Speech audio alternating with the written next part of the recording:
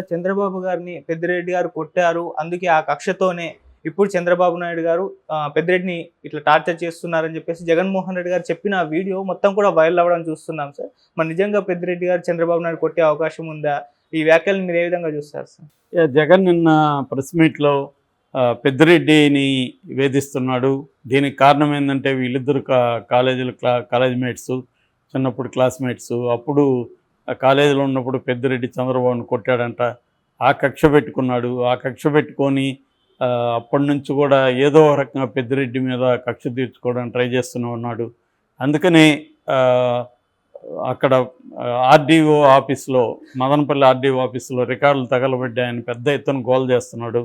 అక్కడికి ప్రత్యేక హెలికాప్టర్ పంపించి దాంట్లో డీజీపీని, సిఐడి వాళ్ళని, వీళ్ళందరినీ అక్కడ పంపించాడు, పోలీసుల్ని. సో అంత హడావిడి ఏముంది? రికార్డులు ఫిజికల్ రికార్డులు తగలబడితే ఏమవుతుంది? వాటి కాపీలు కలెక్టరేట్లో ఉండవా? వాటి ఆన్లైన్లో ఉండవా? తర్వాత సీసీఎల్ఏలో ఉండవా? ఇంత గోల ఎందుకు చేస్తున్నారంటే పెద్దిరెడ్డిని బదనాం చేయడానికి చేస్తున్నారు. పెద్దిరెడ్డి కొడుకు మిథున్ రెడ్డిని బదనాం చేయాలి, అతన్ని ఏదో ఒక రకంగా ఇరికించి జైల్లో పెట్టించాలి. ఇది అదే ముత్తుమరిలో ఒక బాలికను అత్యాచారం చేసి చంపేసి ఎక్కడో పడేస్తే దాని మీద ఇప్పటి వరకు లేదు. జూలై 7th జరిగితే జూలై 21 మీటింగ్ పెట్టి చెప్తారు వీళ్ళు. అక్కడ దళితుడిని పట్టుకొని అనుమానితుడి పేరుతో అతను చంపేస్తే దాని మీద ఇది లేదు. అక్కడికి మాత్రం వీళ్ళు ఏం పట్టించుకోరు. కానీ దీనికి హెలికాప్టర్ మీద డీజీపీని పంపిస్తాడు. దాన్ని బట్టే తన కక్షాదింపు అర్థమవుతుంది అనేది జగన్ మాట్లాడాడు. అయితే ఇక్కడ అంటే కొట్టాడా లేదనేది అప్పటి వీళ్ళిద్దరికి తెలిసిన వాళ్ళు చెప్పాలి. కానీ మనకంటే సీనియర్లు కాబట్టి ఆ టైం నేను కూడా తిరుపతి ఎస్వి యూనివర్సిటీలో చదివాను. నేను కూడా రాడికల్ స్టూడెంట్ మూమెంట్లో ఉన్నాను. కానీ నాదంతా కూడా 90s, వీళ్ళదేమో 70s. సో 74లో పెద్దిరెడ్డి రామచంద్రారెడ్డి యూనివర్సిటీకి ప్రెసిడెంట్గా, అంటే స్టూడెంట్ ప్రెసిడెంట్గా ఎన్నికయ్యాడు.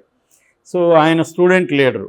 ఈయన ఎకనామిక్స్ చేస్తే ఆయన సోషియాలజీలో 75లో పెద్దిరెడ్డి రామచంద్రారెడ్డి పిహెచ్డి కూడా చేశాడు. సో అప్పుడైతే నాకు తెలిసి కూడా, అంటే నేను 80sలో నుంచి తిరుపతిలో చదువుతున్నాను. 85లో డిగ్రీ చేరాను. 85, 86 నుంచి కూడా నేను పాలిటిక్స్ చూస్తున్నాను. అంతకుముందు కూడా నేను ఈవెన్ ఇంటర్మీడియట్లో కూడా స్టూడెంట్ పాలిటిక్స్లో ఉండేవాడిని. సో నాకు కొంత ఐడియా ఉంది. అక్కడ ఏంటంటే రెడ్డి వర్సెస్ కమ్మ పాలిటిక్స్ బలంగా ఉండేది యూనివర్సిటీలో. ముందు నుంచి 80s నుంచి కూడా రెడ్డి వర్సెస్ కడప రెడ్లంతా అక్కడే చదువుకునేవాళ్ళు ఎక్కువగా. కడప రెడ్లకి కమ్మ చిత్తూరు జిల్లాలో ఉండే కమ్మ సెక్షన్ ఉండేవాళ్ళు. కొద్దిగా రెడ్లు డామినెంట్గా ఉండేవాళ్ళు కమ్మ సెక్షన్ కంటే కూడా. అంటే కమ్మ సెక్షన్కి డబ్బు ఉండేది, కానీ రెడ్లకి మజిల్ పవర్ ఉండేది. అంటే పులివెందుల నుంచి కడప నుంచి దించడం, అప్పట్లో రౌడీజం ఎక్కువ ఉండేది కదా, వీళ్ళని దించడం ఇలాగా ఉండేది. ఫిజికల్గా కూడా బాగా కొట్టుకునేవాళ్ళు. కొంతమంది ఎస్ఎఫ్ఐ, ఏఎస్ఎఫ్లో ఉండేవాళ్ళు. రాడికల్ స్టూడెంట్ మూవ్మెంట్ ఎప్పుడు కూడా ఓపెన్గా ఉండడం తక్కువే, అది రహస్యంగానే పనిచేసేది. ఇలాగా ఉద్యమం అక్కడైతే రకరకాల విద్యార్థి, ఒక పక్క ఏబీపీ కూడా ఉండేది. సో ఇలాగా ఓపెన్గా అయితే రెడ్డి కమ్మ స్టూడెంట్స్ మధ్య గొడవలు అయితే ఉండేవి. ఆ క్రమంలో వీళ్ళిద్దరూ, ఇతను చంద్రబాబు కూడా స్టూడెంట్ పాలిటిక్స్లో యాక్టివ్గా ఉండేవాడు, పెద్దిరెడ్డి కూడా యాక్టివ్గా ఉండేవాడు. సో పెద్దిరెడ్డికి ఏంటంటే చంద్రబాబుదేమో పేద కుటుంబం, 2.5 ఎకరా ఉన్న ఖర్జూర్ నాయుడు కొడుకు చంద్రబాబు, అందరికీ తెలుసు. కానీ పెద్దిరెడ్డి లక్ష్మారెడ్డి వాళ్ళ నాన్న వాళ్ళు కొంత చదువు అంటారు. అక్కడ ఎర్రవారిపాలెం వాళ్ళది కొంత ధనిక కుటుంబం, రెడ్డి కుటుంబం ధనిక కుటుంబం, వ్యవసాయ కుటుంబం. సో అందువల్ల ఆయన కొంత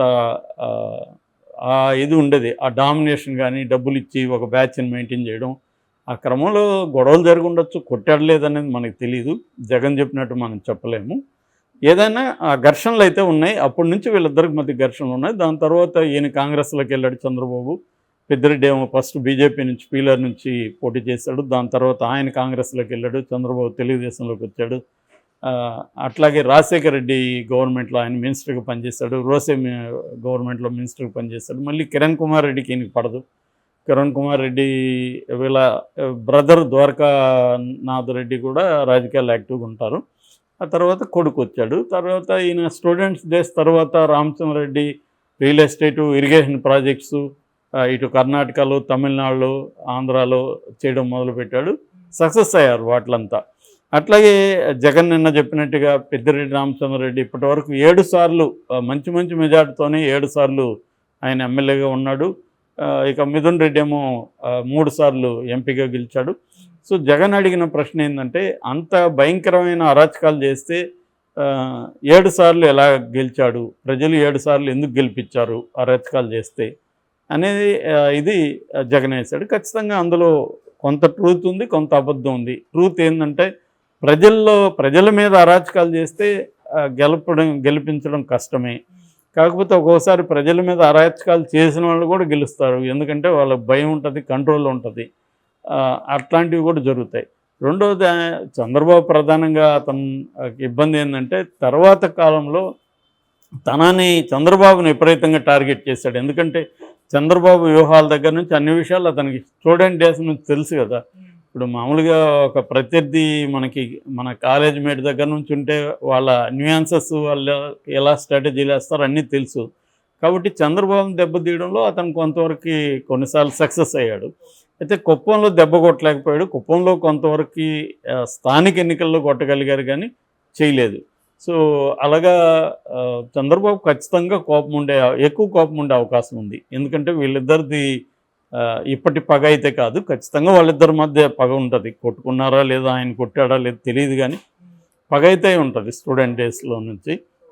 ఎందుకంటే అప్పటి నుంచి పాత వైరం అంటారు కదా, అది కంటిన్యూ అవుతూనే ఉంది.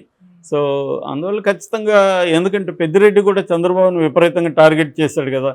సో చంద్రబాబు ఎందుకు చేయడు పెద్దిరెడ్డిని అధికారంలో ఉన్నప్పుడు?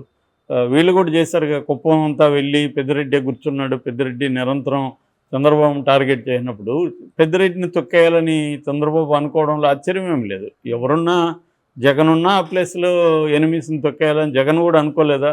జగన్ ఇప్పుడు జేసీ ప్రభాకర్ రెడ్డి వాళ్ళని తొక్కేయడానికి జగన్ తీవ్రంగా ప్రయత్నించలేదా? అనేక చోట్ల ప్రత్యర్థుల్ని జగన్ తొక్కేయడానికి ట్రై చేయలేదా? చేస్తారు, ఎవరైనా చేస్తారు. అధికారంలో ఉన్నప్పుడు, తమ ప్రత్యర్థులు స్ట్రాంగ్గా ఉన్నప్పుడు వాళ్ళని దెబ్బతీయడానికి ప్రతి రాజకీయ నాయకుడు చేస్తాడు. అదే పని చంద్రబాబు ఇప్పుడు చేస్తున్నాడు. కాకపోతే ప్రతిపక్షంలో ఉన్నాడు కాబట్టి జగన్ ఇంకా అలాగే మాట్లాడతాడు. అంటే ఇతన్ని కోపాన్ని ఇచ్చేయడానికి మాట్లాడతాడు. ఖచ్చితంగా మదనపల్లి ఇదనేది కొంత ఫిషీ అంటారు, అట్లా విచిత్రంగానే ఉంది. దానికి అంత ఇంపార్టెన్స్ ఎందుకు ఇస్తున్నారు అనేది మాత్రం క్లియర్గానే ఉంది. పెద్దిరెడ్డిని దెబ్బతీయాలి రాజకీయంగా, అందుకని ఏది దొరికినా దాన్ని పట్టుకొని చంద్రబాబు వెళ్ళే అవకాశం ఉంది. దాన్ని ఎదిరించాలి కాబట్టి వాళ్ళు కూడా ఈ విషయాలంతా మాట్లాడే అవకాశం ఉంది. సో జగన్ ఏంటంటే, మామూలుగా అయితే ఒక 6 నెలలు టైం ఇద్దాం అనుకున్నారు, కానీ వీళ్ళు 6 నెలలు ఆగేయట్లేరని జగన్ కూడా రంగంలో దిగేశాడు. అంటే త్వరగానే జైల్లో పెట్టే అవకాశం ఉంది. ఎందుకంటే జగన్కి ఇప్పుడు జైలుకి పోతే ఇమ్మీడియట్గా ప్రజల్లో నుంచి పెద్ద స్పందన రాదు. ఎందుకంటే ప్రజల్లో ఇంకా చంద్రబాబు ప్రభుత్వం మీద తీవ్ర వ్యతిరేకత రాలేదు. ఇప్పుడే కదా స్టార్ట్ అయింది 40 రోజులు. ప్రజలు వెయిట్ చేస్తారు ఇంకా, అంటే మనకి పథకాలు ఇస్తారా, ఏం జరుగుతుంది, ఇవన్నీ వెయిట్ చేస్తారు. సో కాబట్టి ప్రజల్లో వ్యతిరేకత వచ్చినప్పుడు చంద్రబాబు జగన్ అరెస్ట్ చేస్తే అప్పుడు కొంత జగన్కి సింపతి వస్తుంది, ప్రజా ఉద్యమాలు నిర్మిస్తూ ఆ క్రమంలో అరెస్ట్ అయితే. ఇప్పటికిప్పుడు అరెస్ట్ అయ్యాడనుకో జగన్కి పెద్ద సింపతి రాదు. రెండోది, జగన్ కేడర్ నాయకులు కకాకులం అయిపోతారు, బీజేపీలోకి వెళ్ళిపోవడం ఇవన్నీ జరుగుతాయి. ఎప్పుడైనా మళ్ళీ జగన్ వస్తాడని ఒక హోప్ ఉంటే జగన్తో ఉంటారు, కానీ హోప్ లేకపోయినప్పుడు జగన్తో ఉంటారు. ఇక్కడ మనకి బీఆర్ఎస్ అదే కనపడుతుంది. కేసీఆర్ ఎప్పుడైతే ఇనాక్టివ్ అయ్యాడో అందరికి హోప్ పోయింది.